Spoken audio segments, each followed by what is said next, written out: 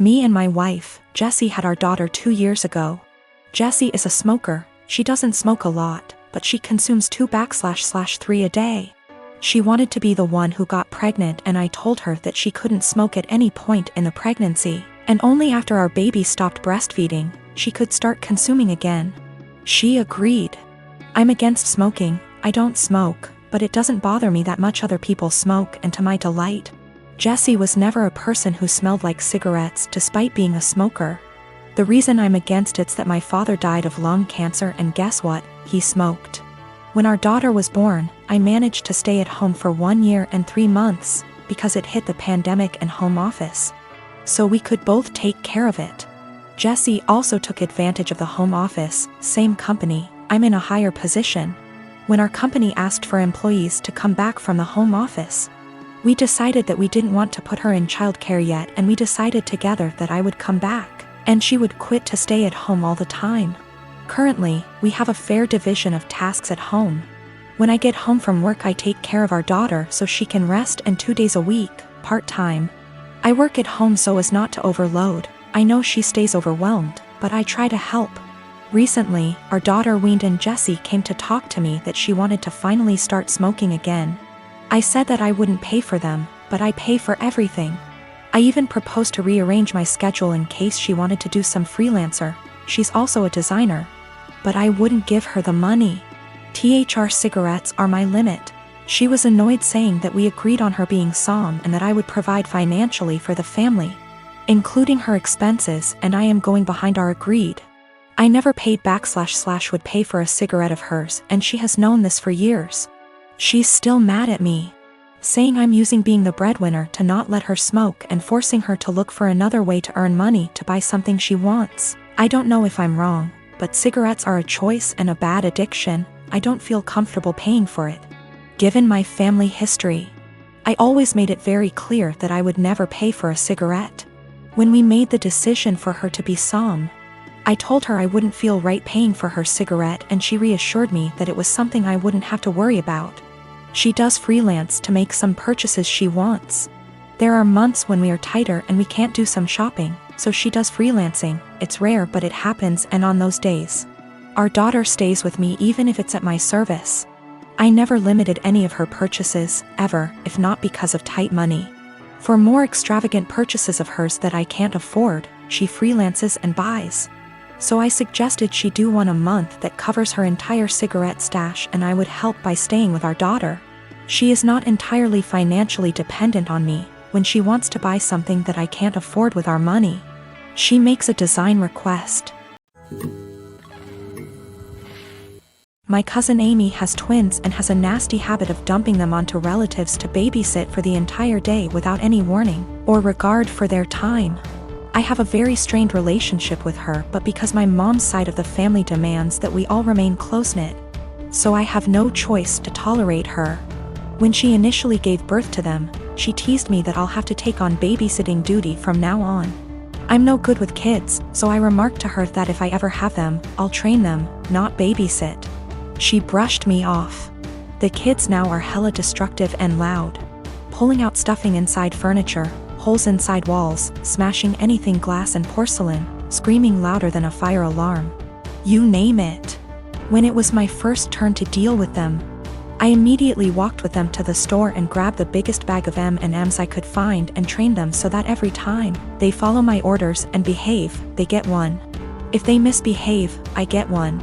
Soon enough, every time the kids were dumped on me, they went with my guidelines and behaved. Whenever I say sit, they sit at the table. When I say stay, they don't leave that spot, etc. 2 days ago there was a party planned with the whole extended family. I know, pandemic. Didn't want to, but mom insisted, and I grabbed the M&Ms since the twins were there. Arrived, twins were being so destructive, an entire tray of food was spilled. That all the adults had enough and yelled at Amy to control them.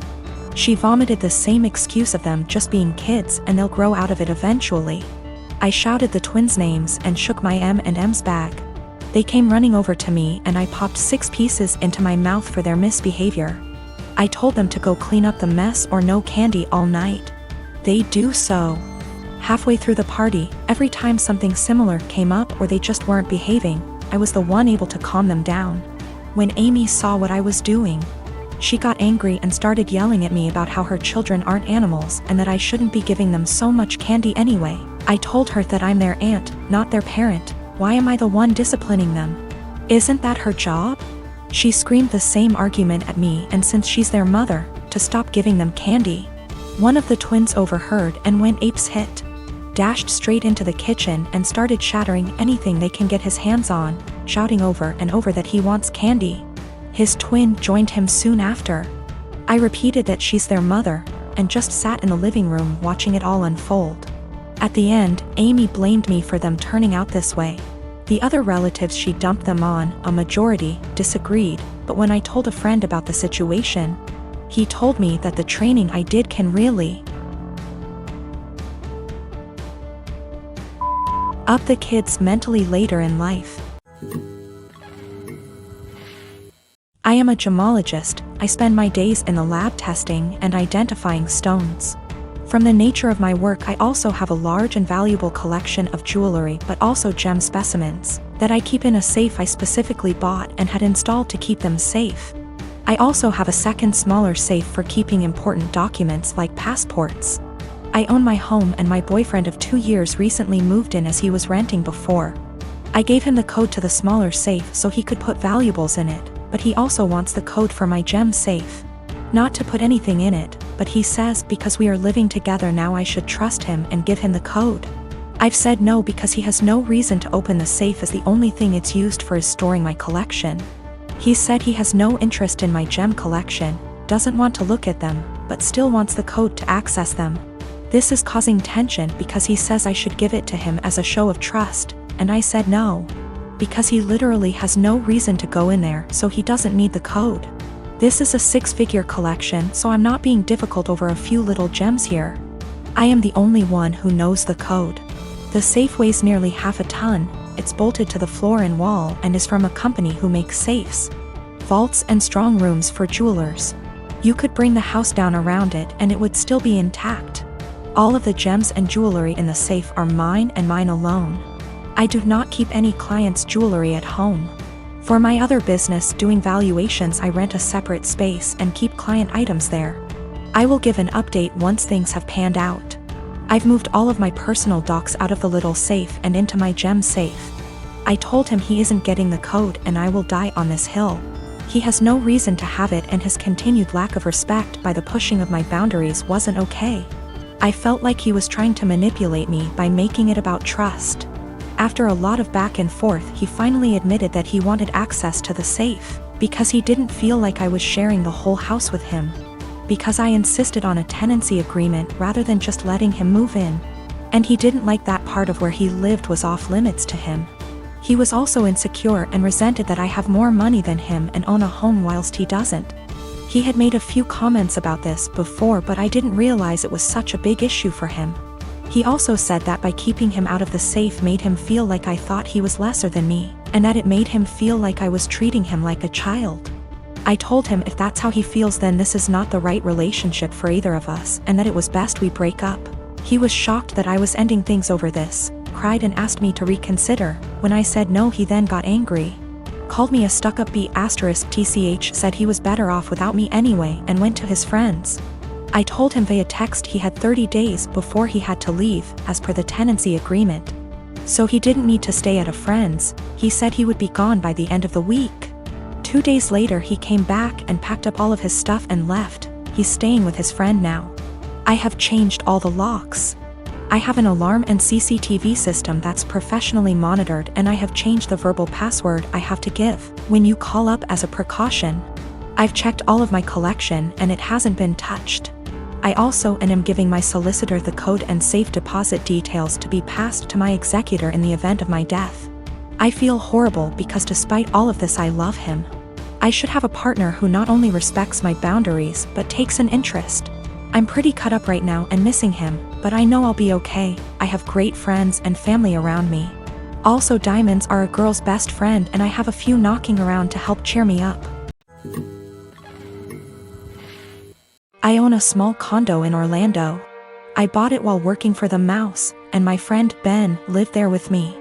Ben's a cook and is rarely home. He has a large room that is accessible from outside and attached bathroom that locks to the rest of the house. Well, I got a different job, got engaged to my partner, and moved a few hours away. We kept the condo as a place to stay when we visit the parks. And we agreed with Ben that he could continue living there as long as he paid all the utilities and maintained the place.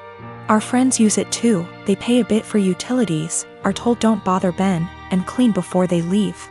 Between everyone who uses it, we've gotten stuff donated so it's now a fully stocked vacation home. My immediate family and I have a bad history but we mended. They've used the condo 3//4x a year. On Monday Ben got woken up at 2 a.m. by hammering on the main door. My aunt and uncle, their kids, and their grandkids were all there waiting to be let in. I haven't spoken to these people in years after they decided I was the devil's spawn for being gay. They demanded that the caretaker give them the keys. Ben called me. I told him to give them my number, then shut and lock the door and not let them in. My aunt was insistent that my condo was actually owned by my family, it was the family vacation home. And it was against the law to not let them in. I told her no, it was mine, I own it and I let friends and family use it but I choose who stays there. There was a lot of back and forth and some petty name calling. She said they were here for a week, where were they supposed to go, and I said I don't care. Meanwhile my partner reported that Ben texted them saying my uncle was attempting to kick in the door. I said tell him to call the police. She hung up on me and Ben said they left. In the morning I got a phone call from my mom trying to convince me to let them stay. We had an argument during which she admitted that she didn't tell people that I owned the property, because she didn't want the rest of our family to know they were in contact with me again. I told her if that's how she wants our relationship to be, then she's no longer welcome. I checked in with Ben and he's okay. Today my aunt sent several texts asking to stay at the house because they hadn't accounted having to pay for a hotel, and they had planned to just buy groceries and use the kitchen. I told her no. She said they were about to be out on the street with their luggage. She called me cruel and heartless and that I was ruining Disney for the kids. That made me hesitate, probably because I worked for the mouse. I know that particular family line has very little money. Yet I find it hard to believe someone would plan a whole vacation without accounting extra funds for it. But the kids are really young. I'm so furious over the homophobia that it feels like a point of pride to deny them access.